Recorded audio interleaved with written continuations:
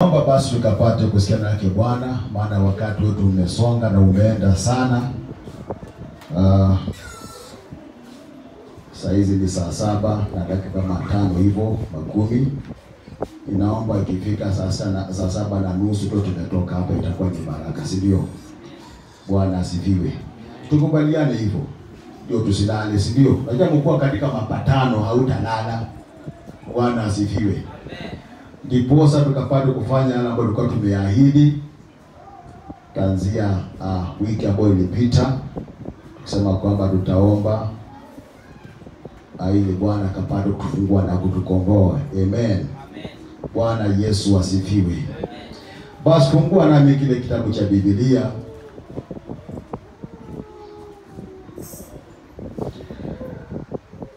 kitabu cha Mambo ya Nyakati wa pili ama 2 Chronicles chapter number 15. We are going to read from verse number 1. Niruhusu niasome kwa lugha ya Kiswahili. Mambo ya Nyakati wa pili 15 kuanzia mstari ule wa kwanza.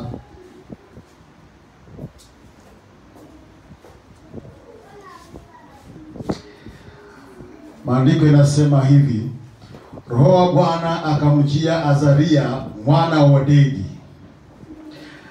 akatoka ili kumlaki Asa, akamwambia, nisikilizeni Asa na Yuda wote na Benjamini. Bwana yu pamoja nanyi mkiwa pamoja na yeye. Kama mkimtafuta ataonekana kwenu, lakini kama mkimuacha yeye, naye atawawacha nyinyi. Kwa muda mrefu Israeli walikuwa hawana Mungu wa kweli.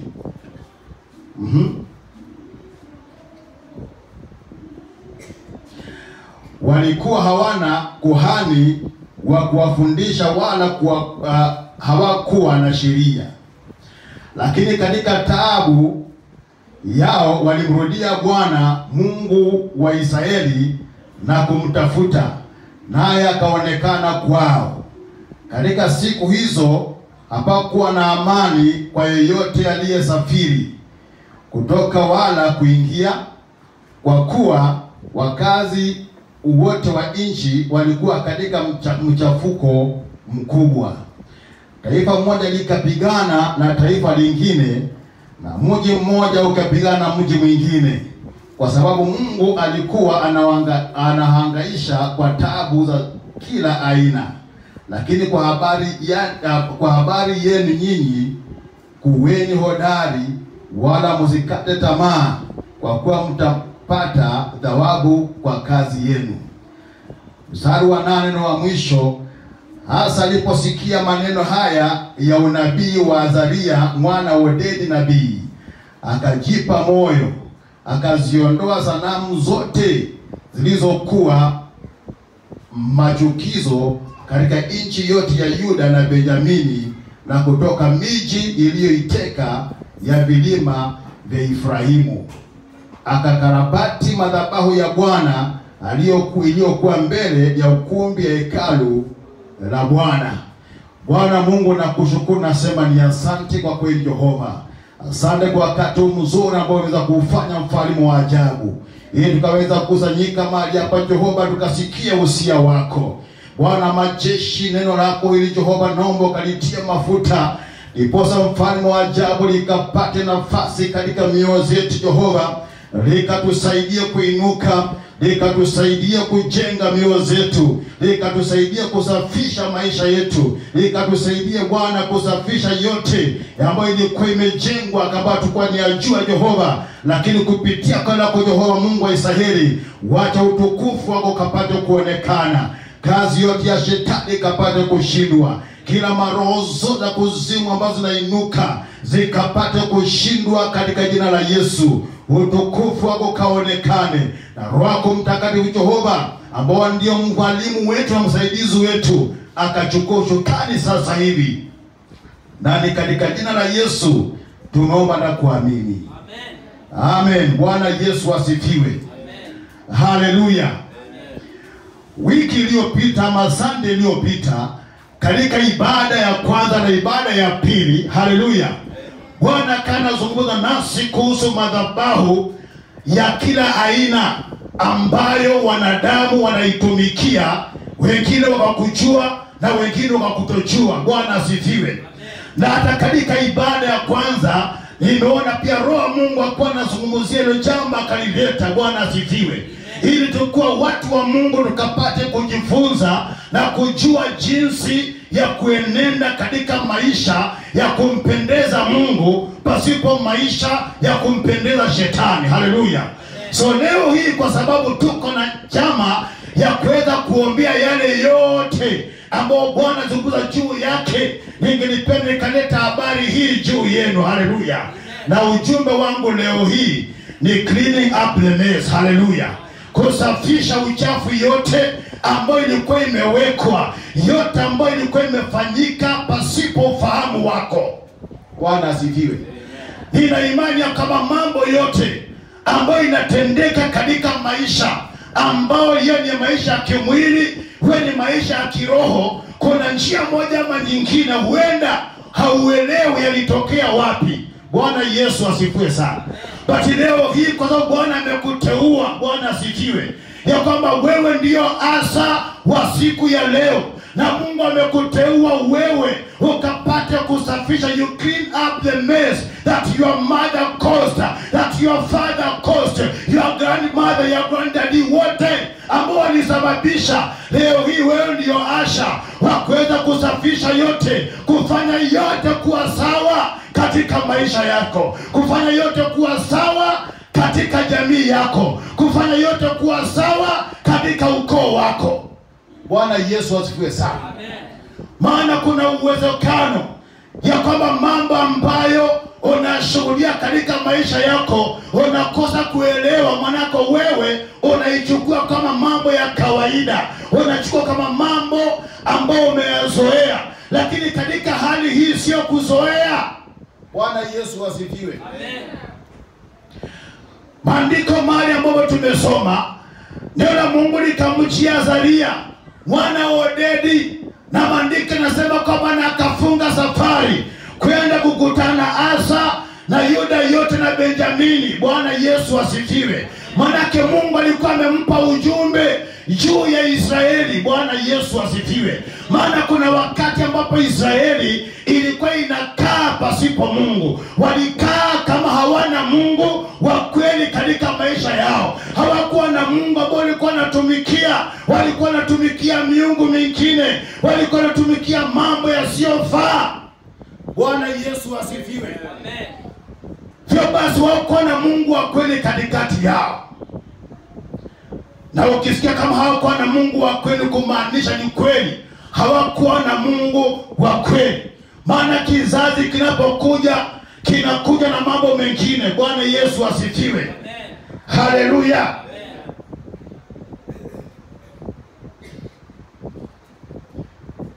Unakumbuka wakati mtumishi wa Mungu Musa alipoamrishwa na Mungu akautengeneza sanamu nyoka ya shaba kule jangwani?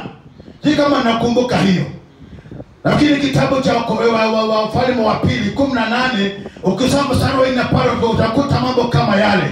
Na wakati walipotengeneza ile sanamu ama ile nyoka ya shaba, kizazi ambacho kilikuja ikawa kama hiyo sanamu, ndio sasa ni miungu yao ya kuabudu. Bwana asifiwe. Manake waliona kwamba inatenda makubwa na makuu. Manake watu waliangalia, mababu zao waliangalia wakiwa na magonjwa wakapona, waliangalia wako na shida wakasaidika, hivyo basi wakahifadhi na wao. Bwana Yesu asifiwe sana. Wakasahau kuwa na Mungu wa kweli katika maisha yao, wakawa na miungu katika maisha yao. Bwana Yesu asifiwe. Kama ilivyo hata nyakati za leo, kwenda katika familia kuna vitu zimewekwa tu unafikiri ni vitu vitakatifu, kumbe sio vitu vitakatifu. Unaweza fikiri ni vitu vya msaada kwako, lakini sio vitu vya msaada kwako. umesahau katika maisha yako kuna vitu ambavyo zimewekwa ukiona ni vitakatifu ndio, lakini katika njia nyingine zimegeuka kuwa sanamu, miungu katika maisha yako, miungu katika njia zako. Ndio maana unapofanya mambo unaambiwa katika familia hii mambo yetu tunafanyanga namna hii na tunaenda hivi na tutafanya vile. Bwana Yesu asifiwe. Kama unafikiri ni uongo, fanya harusi ndio utajua. Bwana asifiwe. Hapo ndio maandi na maango wanamkanga, wanakupanga. Kwetu tunafanyanga hivi na itokana, wanakuambia inatokana na mambo tangu zamani. Wakaambia tangu zamani tunafanyanga hivi na hivi na hivi. Na kwa sababu wewe umeokoka na unampenda hiyo msichana ama huyo ndugu, unampenda kwa moyo wako wote, hapo haujisikii kumwachilia, inakubidi unainamia hiyo miungu ya zamani. Tangu zamani tunafanyanga hivi na tunafanya hivi na tunafanya vile. Na watu wa Mungu wasipokujua wanaangukia mitego ya shetani. Ndio wanda ndoa huwa zidumu, ndoa zinakaza muda, zinavunjika kwa sababu yale maagano ulioingia ndani yake, maagano ya tangu zamani. Bwana Yesu asifiwe sana.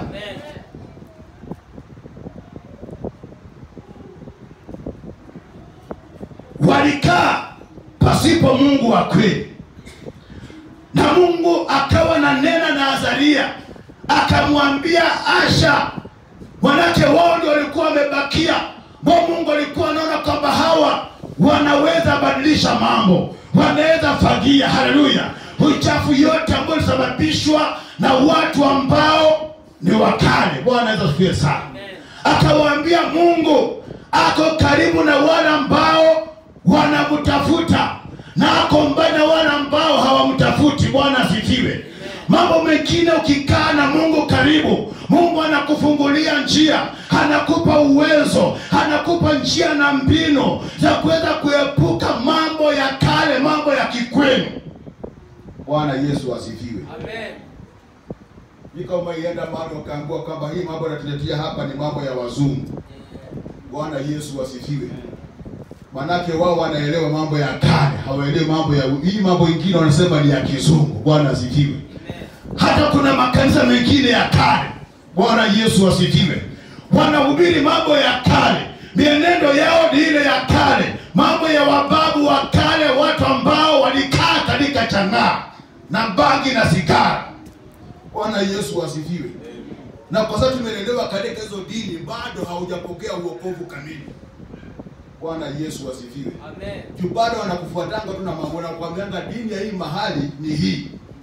Bwana Yesu asifiwe. Amen. Manake kuna miungu ya hiyo dini ambao walipanda katika familia yetu, na wanajuanga hawa ndio washirika wetu, hawa ndio tunaendelea na wao mpaka wa leo. Uko hapa lakini wakuwa na harambee na kutumianga bahasha na kadi ya harambee, manake wanajua ya kwamba wewe ni wao, bado uko connected na hizo miungu za kikwao.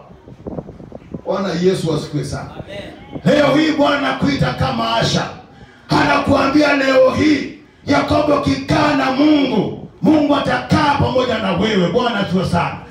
Ukikaa na Mungu, Mungu atakaa pamoja na wewe. Ukimtafuta Mungu, Mungu ataonekana. Bwana Yesu asifiwe. Jeremiah 29:11 nasema, and you shall seek me and find me. Huyo ni Mungu ambaye anazungumza. Bwana asifiwe sana. Utafute Mungu katika shida yako, utafute Mungu katika madhabahu ya kweli na utamuona. Bwana asifiwe sana. Amen. Mimi nilimtafuta Mungu katika madhabahu ya kwetu, na nikakuja nikanusia, nikajua kumbe ile dhabahu ambayo inasumbua jamii yangu ni hili. Bwana asifiwe sana. Na niligundua baada hiyo madhabahu kuleta mesi, manake hayo ndio aliyoumua baba yangu. Haleluya. Manaka alipatikana inaitwa namna gani, maini yote iliisha, ilikuliwa na chang'aa ikaisha. Na nikajua hayo ndio madhabahu, nikafanya research na nikaona hiyo ndio inayotawala katika hayo maeneo. Bwana Yesu asifiwe. Nikasimama kama Asha, nikatua moyo na neno lake Bwana. Neno la Mungu likanitia moyo ya kuweza kutafuta njia na mbinu ya kuweza kusafisha hiyo meza. Haleluya. Bwana Yesu asifiwe.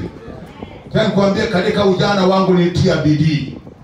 Nilitia bidii sana kumtafuta Mungu maadamu anayopatikana. Na ni kweli Mungu alionekana. Bwana asifiwe. Mungu alionekana because na wa family.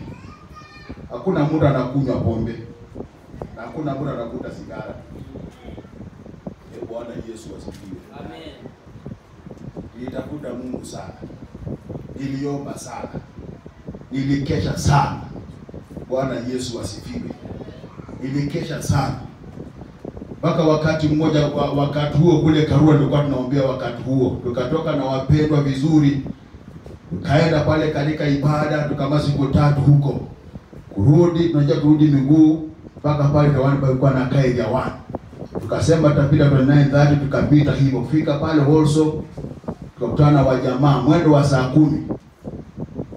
Bwana Yesu asifiwe. Amen. Unapoangalia magoti yangu utakuta iko na maalama. Maana tulitembezwa na magoti. Tena kuambia kwenda hiyo ilikuwa ngumu. Ungeweza kuenda, ungeweza kukunja magoti yako. Nikajua kwamba hii ni kulipa gharama. Bwana asifiwe. Amen. Na hiyo gharama ilizalisha matunda. Leo hii nakutuma kama Asha. Haleluya. Amen. Ninakutuma kama Asha ukasafishe yote ambayo ilikuwa imewekwa na jamii yako. Ile ambayo ilikuwa imewekwa na familia yako. Bwana asifiwe. Hata kuna wengine wakienda kuolewa wanapakiwa na wanaenda nao pasipo kujua. Bwana Yesu asifiwe. Unapagua vinyago, unapakiwa miungu na inawekwa kwa kikapu na unabeba pasipo kujua. Bwana Yesu asifiwe. Wewe unaishi lakini haujielewi katika maisha yangu nini ambayo inaotendeka. Mbona kunaendelea hivi? Mbona kunafanyika hivi? Kumbe kuna mambo ambayo hauelewi. Bwana Yesu asifiwe sana. Amen. Tena kupeleka katika nyumba ya Laban. Jacob alipojikuta katika nyumba ya Laban, Bwana asifiwe. Amen. Na akapata wasichana wazuri warembo katika nyumba ya Laban. Jacob hakujua kama Laban ana miungu katika boma yake. Bwana asifiwe. Wewe ukimwabudu Mungu, yeye anaenda katika kona yake ya siri anaabudu miungu yake. Bwana Yesu asifiwe. Amen. Wakati mmoja maandiko yanasema kwamba Jacob alipanga kutoweka na kuhepa. Bwana asifiwe. Manake Jacob aliona mateso ambayo anapitia katika hii maisha ya huyu jamaa, kama ni jamaa wa kwetu sio kawaida. Na ni kweli mjamaa wa kwako hawezi akataka ukapate kuendelea. Bwana Yesu asifiwe. Kwa sababu ana miungu katika maisha yake. Bwana Yesu asifiwe. Amen. Mjamaa wa kwako hata ule mwili unafanyia kazi, pesa zake wanakaa katika miungu, anakuja na kulipa mshahara, anapeleka pesa kwa banki. Bwana Yesu asifiwe. Haleluya. Hapo nimesema Bwana Yesu asifiwe. Amen. Uenda peleka pesa kwa banki ya kulipa mtu mshahara. Inakaa kwa madhabahu ya kwao. Anatua pale, mnapanga laina kuwalipa. That's why pesa kupatia kwa mkono na kutupianga kwa meza. Bwana Yesu asifiwe. Nasema kusema ifanya kazi kwa mwindi. Rabadia Construction Company. Pesa zilikuwa zinaenda kwa bank. Kwa ofisi kuna miungu iko pale, imesimama pale, kila kitu iko pale. Na hapo kiendo unakuta pesa ziko pale. Hakuna pesa anaweza na kupanga pale. Na ndiye anaokota, analeta ndaka kwa meza na kuhesabia. Anakodikita jina anakutupia kwa meza. Hata kama ni kuhesabu confirm na confirmia nchi. Bwana Yesu asifiwe. So unaposoma Genesis 31:19, Biblia inasema kwamba Rachel akaiba miungu ya baba yake. Bwana Yesu asifiwe sana. Na akaificha. Ilipofika wakati wa kuhepa, manake walikuwa wanahepa. Bwana asifiwe. Unaona hatari wa ndugu. Bwana asifiwe sana wa ndugu. Hatari ya kutoroka na msichana wa mtu kama baba yake hajui.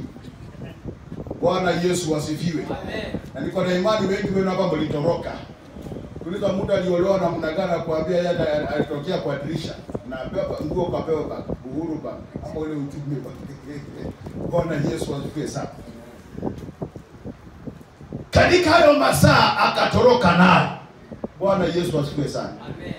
Baada kufahamu kwa Laban ya kwamba watu hao wametoroka, yeye kitu ya kwanza alienda kaangalia miungu yake. Bwana asifiwe. Maana alikuwa anaenda kapate kuiongelesha. Wao watu wametoroka wameenda wapi? Akakuta miungu haipo. Akaanza kufuata. Bwana asifiwe sana. Amen. Na maandiko nasema alifuata mpaka alipopata mahali ambapo Jacob alikuwa. Na licha kusema sana kuongea na kuzungumza. Manake Jacob hana habari ya kwamba kuna mtu ameiba miungu za kwao, ameandamana pamoja nazo. Bwana asifiwe.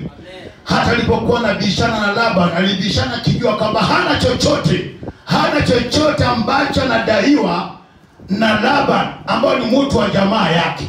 Bwana asifiwe sana. Na alipozungumza kuendelea zaidi, ndio Laban anamwambia kwamba mbona ukaiba miungu za kwangu? Bwana Yesu asifiwe. Amen. Kwa sababu Jacob hajui, akasema kwamba hebu tafuta, na yeyote ambaye utapata ameiba na kifo kitapata kumwandama. Bwana asifiwe sana. Amen. Kama angelijua ni mmoja wa bibi zake angesema hivyo. Hangesema hivyo. Bwana Yesu asifiwe. Amen. Nashukuru Mungu kwa sababu hizo miungu hazikupatikana. Manake Rachel alizificha vizuri. Manake vitu aina hizo hazionangi jua, zinafichwanga. Mtu anapokana ile ngozi ya mburukenga na vichanga, haionangi jua. Mtu anapokana kila ambacho amepoa ile irizi inafichwa, haionangi jua. Miungu huwa zioni jua, huwa zinafichwa. Bwana Yesu asifiwe. Maandiko yanasema kwamba na Rachel akaifunga vizuri na akaiweka na akakalia katika chumba jama katika hema lake, na akakalia na akakalia na akakaa na akakaa ngumu. Bwana Yesu asifiwe. Ikatafutwa na ikakosekana. Alipoambiwa kwamba dada simama, hii tukapata kutafuta, akasema kwamba siwezi nikasimama. Bwana Yesu asifiwe. Akaambia baba yake siwezi nikasimama, manako unaelewa mambo ya wamama. Mwezi uko full, haleluya. Na ni kweli mwezi ulikuwa full, yeye alisema tu mwezi uko full. Baba yake akaelewa, manake ni tabu kuona mtoto wako mwezi kuwa full. Amen. Bwana Yesu asifiwe. Na wakaondoka wakamwacha, wakaenda na akabaki ile miungu. Swali ni je, hizo miungu katika nyumba ya Yakobo zilitumika kwa njia gani? Bwana asifiwe. Amen. Unaweza kuwa kana vitu kwa nyumba yako lakini hauelewi ni vitu za aina gani. Unaweza kana mambo kwa nyumba yako, ukutange tu ni visirani, vikwazo, shida, mangume kila wakati, lakini hauelewi hiyo shida inatokea wapi. Kumbe kuna vitu ambazo ziko katika chini ya kitanda, chini ya meza, chini ya viti, katika njia ya kabati na katika nguzo za nyumba yako, lakini hauelewi. Ni wakati wa kusafisha. Amen. Ni wakati wa kusafisha ndugu. Amen. Dada, ni wakati wa kusafisha. Amen. Ni wakati wa kuosha. Na damu ya Yesu inatakaza kila kitu. Inaosha kila kitu. Ni jukumu lako kama wewe mtu wa Mungu. Unapoonekana katika nyumba yako, wacha utukufu wa Mungu uonekane. Kama kuna mambo yote ambayo ilipandwa, uwepo wako umetosha kusafisha kila kitu. Amen. Bwana Yesu asifiwe sana. Hallelujah. Cleaning up the mess. Bwana Yesu asifiwe sana. Amen. Kitabu cha Wafalme wa kwanza mstari wa 15, mlango wa 15 mstari wa 12. Ukipata kwa nanisomea haraka sababu ya muda. Sorry. 1 Kings chapter 15 verse number 12.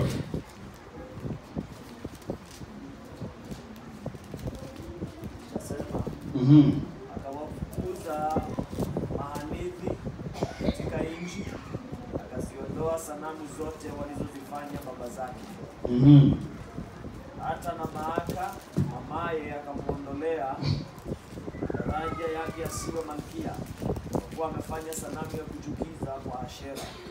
Basi Asa akaikata sanamu yake akaiteketeza kwenye kijito cha Kibroni. Lakini mahali pa juu hapakuondoshwa, ila moyo wake Asa ulikuwa mkamilifu kwa Bwana siku zake zote. Amen. Maandiko yanasema kwamba na akawafukuza mahali pa kuabudia. Bwana asifiwe sana. Akafukuza wale manabii wa miungu, akafukuza wote wanaofanya hiyo ibada ya sanamu. Bwana asifiwe. Na akafukuza wote wanaofanya namna gani? Wanaoabudu hiyo sanamu. Bwana asifiwe.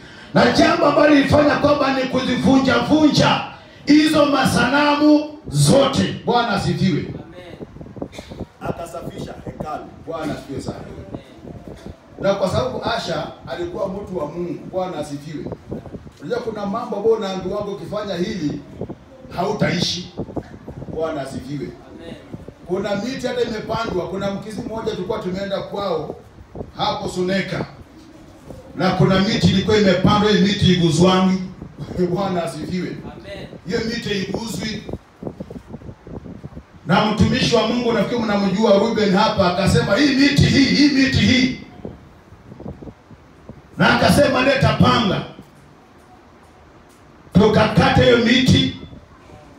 Na hiyo miti badala ya kuanguka ilisimama kwa mchanga. Imetoka baba ikala kile baba imejikadisha imesimama. Ndio mzee akaanza kusema hii miti alitoa sijui wapi, wakati kulikuanga na inaitwaje? Sijui hiyo mambo ilikuwa ni first world or second world, wakati wa vita walikuwa wanachukuliwa kienda hiyo. Bwana asifiwe. So kuna vitu walikuwa wanapewa na hapo hizi vitu za kukinga. Bwana asifiwe.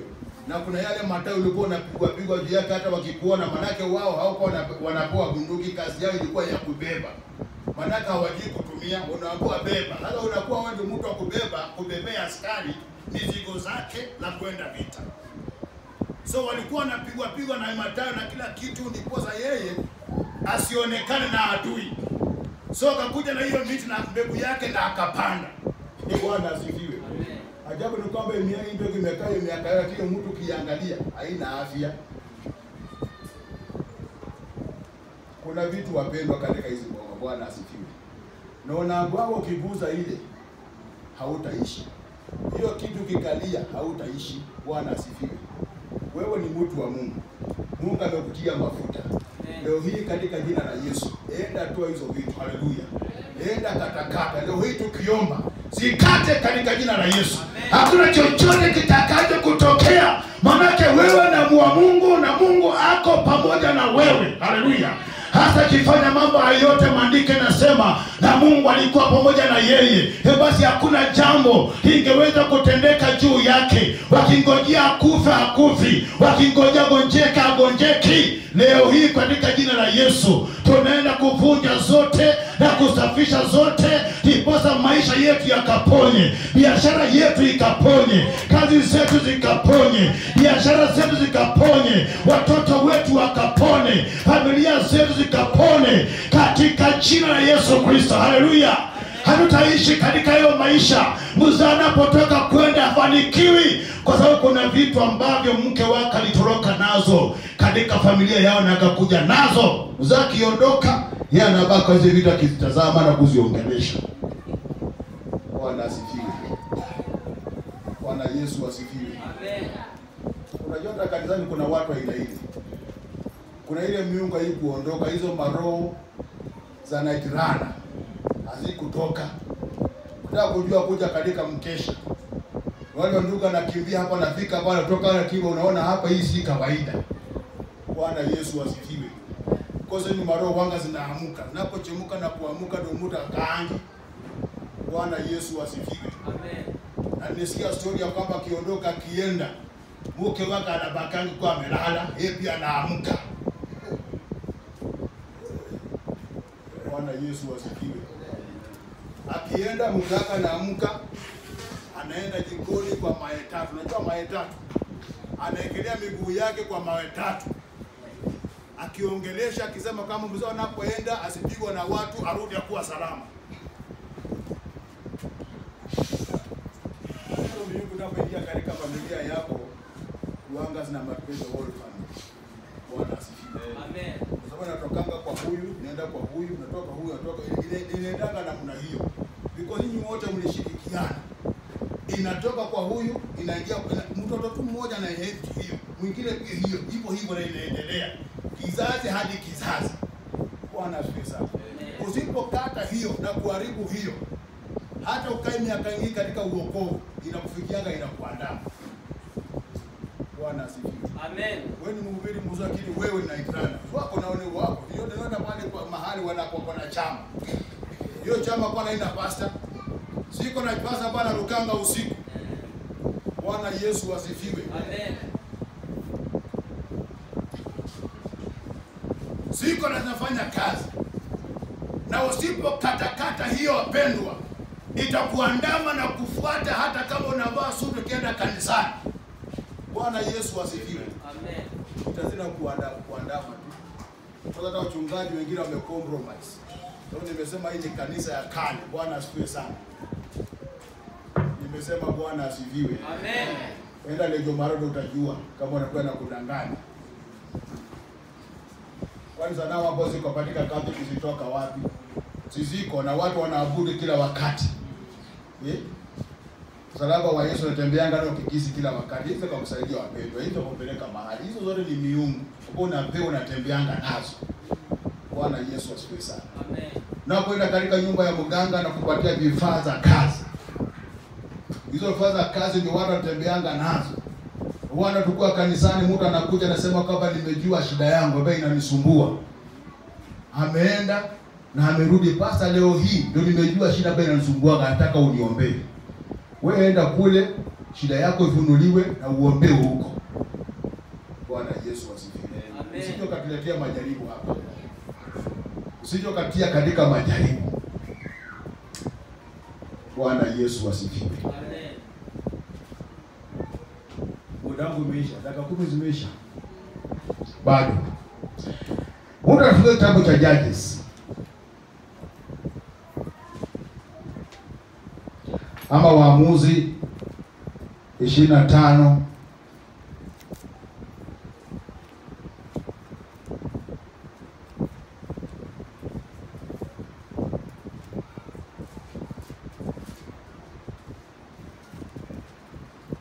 Waamuzi 6:25 unapata pale haraka haraka.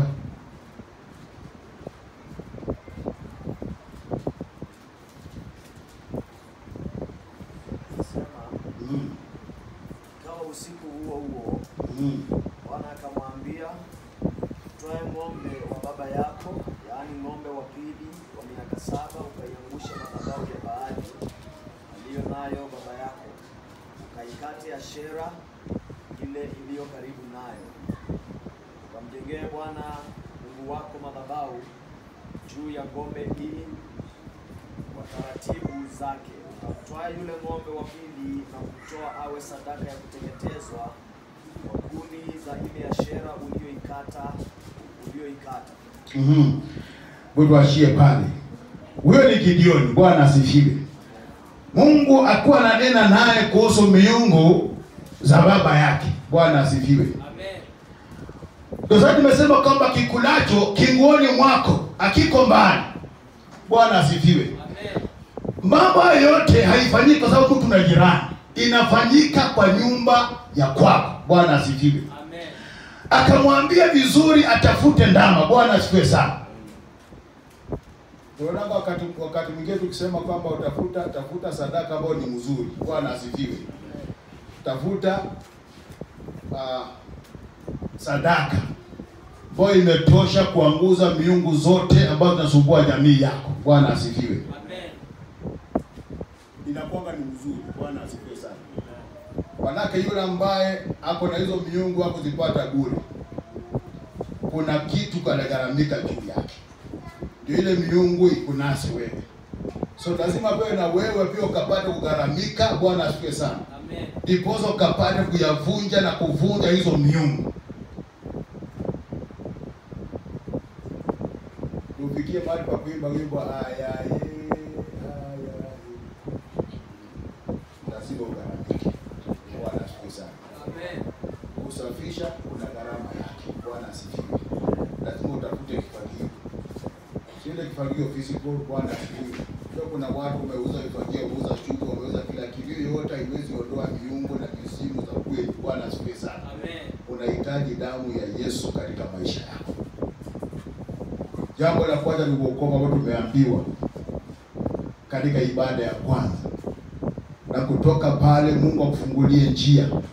Mungu akupe uwezo wa mamlaka kutia moyo kwa neno lake. Ndipo ukapate kutoboa hizo vitu zote. Bwana asifiwe sana. Amen. Sikira ndio ukipewa na ukikataa utakufa. Wewe kataa. Bwana asifiwe. Amen. Kataa na hautakufa. Bwana Yesu asifiwe. Sitaki kusoma hayo maandiko mbele, lakini nataka uandike uende tusome nyumbani kwa sababu ya wasaa. Andika tu mahali utasomea nyumbani. Kisha naomba askofu akapande kukuja katika jina la Yesu Kristo. Si kama tumesoma Wafalme wa Pili 23:14.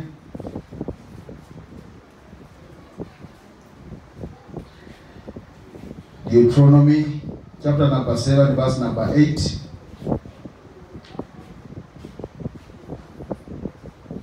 Chronicles 2nd chapter 14 verse 3 and verse 5 to 5. The book of Exodus chapter number 23. Chronicles 2nd Chronicles 14 verse 3 to 5.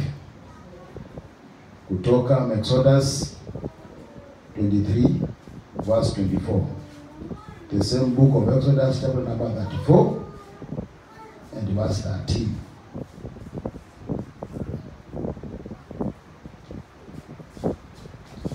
Kia tukasimame kwa miguu yetu katika jina la Yesu.